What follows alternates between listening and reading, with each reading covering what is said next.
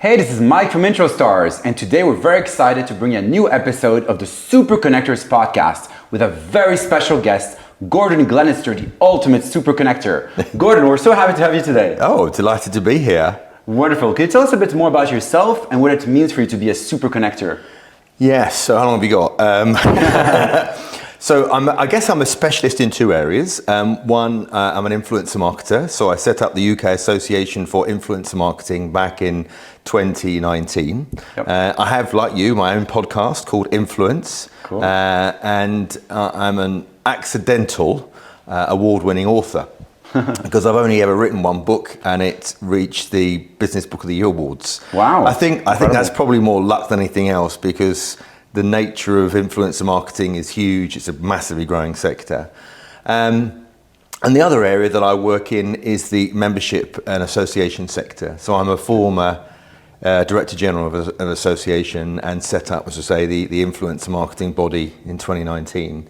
And during COVID, I found that there was a real opportunity to connect association leaders. So I have a company called Membership World, and that's made up of about 4,500 association leaders, membership bodies, unions and charities, anybody that has a membership community really.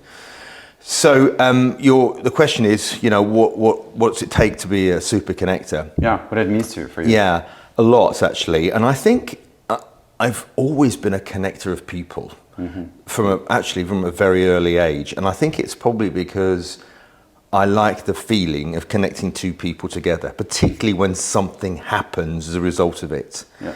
And whether it's through what I do with the universities at Nottingham Business School, when I bring brands with students together for the projects that I do there, or whether or not it's the roundtable events that I do with the association sector, where I'm bringing solution providers together with association leaders, or whether or not it's with influencers and brands. They're all part of that sort of wheelhouse. Yeah. And I guess what I like is when people said, oh, well, you need to speak to Gordon. Gordon knows everybody. In the same way that you probably get that is Mike knows everybody. Yeah. And so you become this hub of information, content, and individuals. So how did you become a super connector? Was there a pivotal moment where you started networking, connecting people? Like, what was that moment for you? I think, well, as I say, I think it's probably happened a few years ago when I led the industry body for promotional merchandise. I was a leader of that, and I just generally loved to when a new member would come in.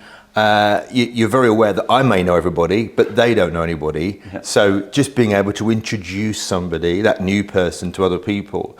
So I think a key component in a super connector is being able to take time to listen to that person. Yeah. There are lots of people, in my opinion, that don't do networking very well. Yeah. They come with a sales mindset, and they don't come with a sense of I want to actually build connections for long-term relationships. Because if you are a short-term salesperson that's always dishing business cards out every 5 minutes, you'll be spotted a mile off. Yeah. Whereas actually, if you listen to people, understand what they're about, it's almost like having a CRM in your head. And that says, right, okay, so that person does that, and this person over there does that. He or she doesn't know that person over there, but I do. Yeah. It's this ultimate level of bringing those people together. Yeah, it's about connecting the dots in your mind about the people you meet and people you know, and you enjoy that process, of course, right? Absolutely. As a super connector, you get joy from that and satisfaction. I do, but I think I would just caveat that because we met recently for a super connected dinner that I hosted, and I got a lot of pleasure out of that. I loved it. It's great. But it's also because everybody had the chance to speak, and it was intimate. It was, the subject matter was relevant. Yeah. And we could have gone on for a lot longer, yes. but in a way, because we're now going to do others as a result of it, but not I think it's finding the sweet spot of where people build a relationship, and just because yes, we talked about connecting people, but for me, I've still got to trust them. And trust is a key component in influence, because when I build a relationship with people, I want them to trust me, but also I want to trust them as well. Because I'm not about to connect somebody of value with somebody that for me doesn't give me that sense of trust. Yeah. And unfortunately, there are a fair few people around that don't. Absolutely. And as you said, when you connect people to each other, it's all about trust. It's all about value. It's all about helping others, creating value for others around you. Absolutely. But then how do you walk the fine line between that and monetizing for yourself? How do you walk the fine line between building long-term relationships and trust with people, but also monetizing your network? How does that work for you? So obviously they say your network is your net worth, don't they? You know. I think a lot of the time what's really important is helping people understand not only what you do, but how you can help others. Mm-hmm. So, many years ago, I belonged to BNI, which you probably know, Business Network International. I was really proud to have the founder on my podcast, actually. But I've never, ever forgotten that mantra of givers gain. If you give, help, advice, support unconditionally to somebody else, without necessarily wanting something in return, it's quite incredible how that will come back to you. Yep. If I gave you one opportunity after another, there's almost the law of reciprocity kicks in, which means that you're going to want to, recommend and connect me with people. What matters with BNI is being super clear about the types of businesses that are your ideal customer profile. Yep. If I've got that locked in and I understand exactly what that person is about in a most succinct way, it makes it a lot easier for me to convey that. So I have an executive influence program. One of the things I say to people is, brand is what somebody says about you when you're not in the room. We need to be really clear about what you stand for in the shortest possible frame. Yeah, your elevator pitch has to be really sharp, clear. How do people introduce you? Exactly. What do you stand for and how you help others? He's the franchise guy. Yes. Says it all on the tin, right? Love it. He knows everything about franchise. You need to speak to Bob. Yep. Yeah? That's it. That's probably one of the best advice I give to people I meet at networking events. Please shorten your introduction. Exactly. Keep it short, under 7 seconds. I don't need all the details. Or make yourself memorable. You are memorable. Why are you memorable? Not only are you a nice guy, but you have the most amazing beard. Lamb chops.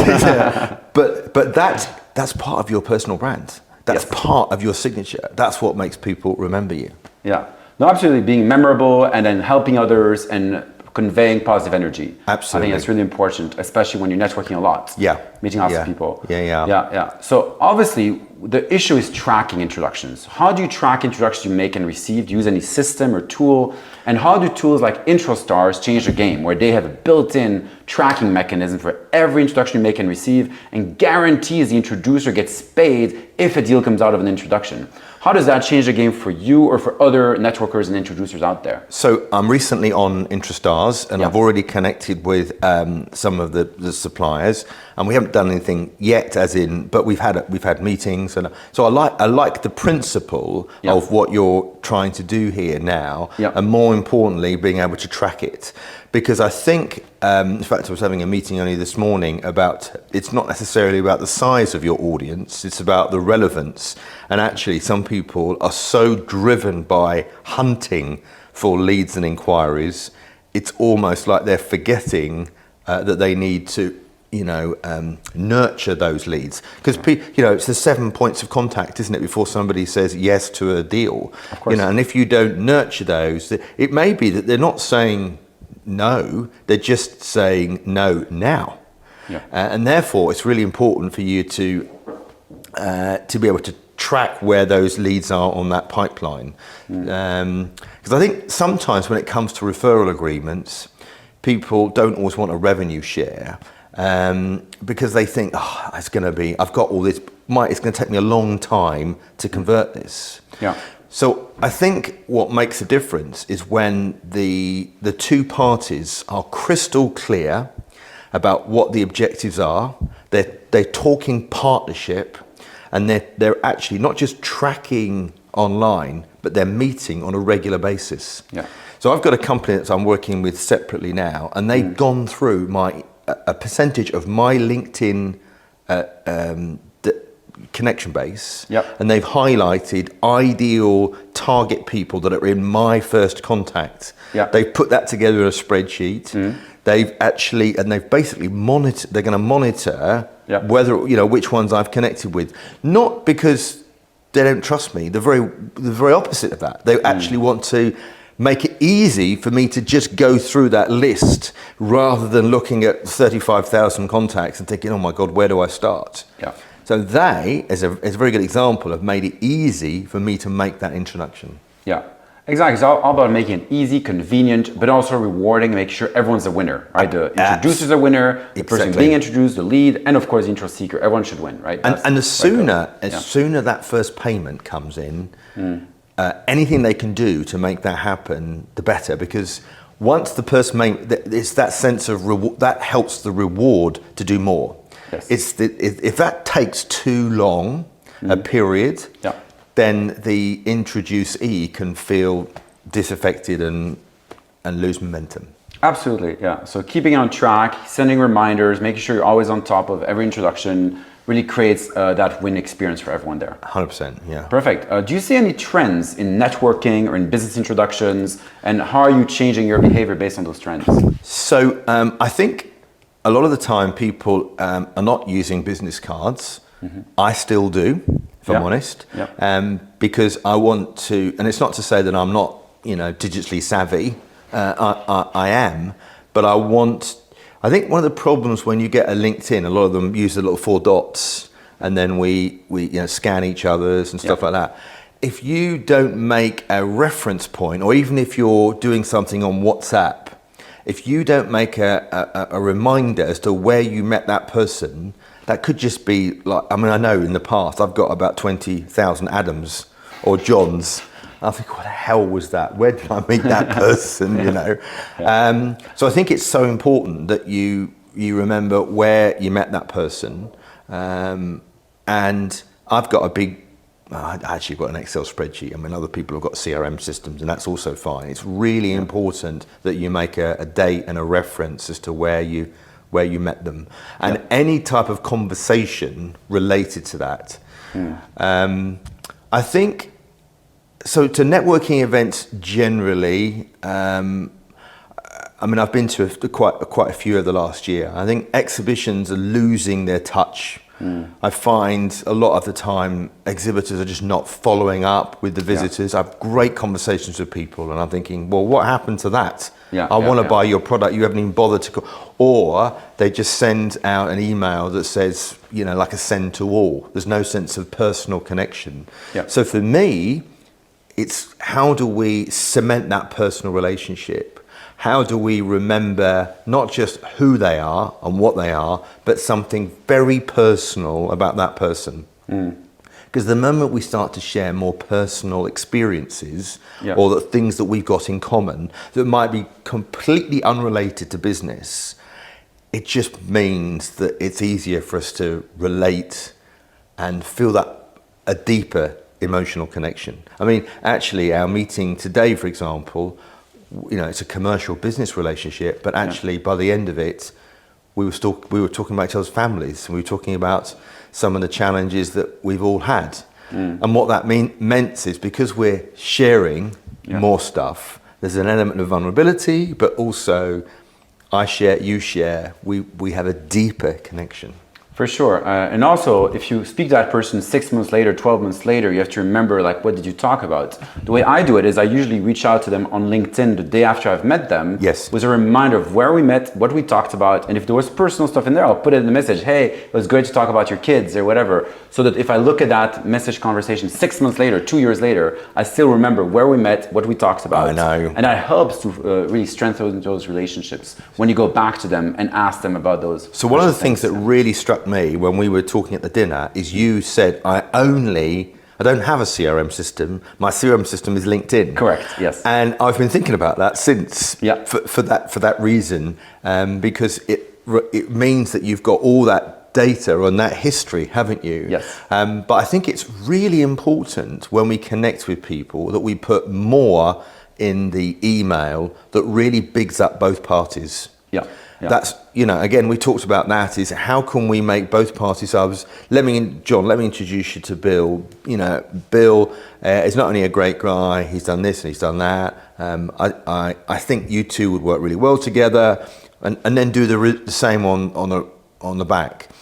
But I think some people connect people on email without getting the permission of the other person. Yeah. And I think that's quite common. Yeah. But and I've done that a little bit, I won't lie. But I had realised that actually, if you want a better, solid relationship, by asking the permission of them, you're more likely to get a better, chance of a more positive outcome. For sure. I mean, I'm a big believer in double opt-in introductions, where you ask each party first individually if they're happy to be introduced to the other party before making the introductions, right? Yeah. So double opt-in is the game.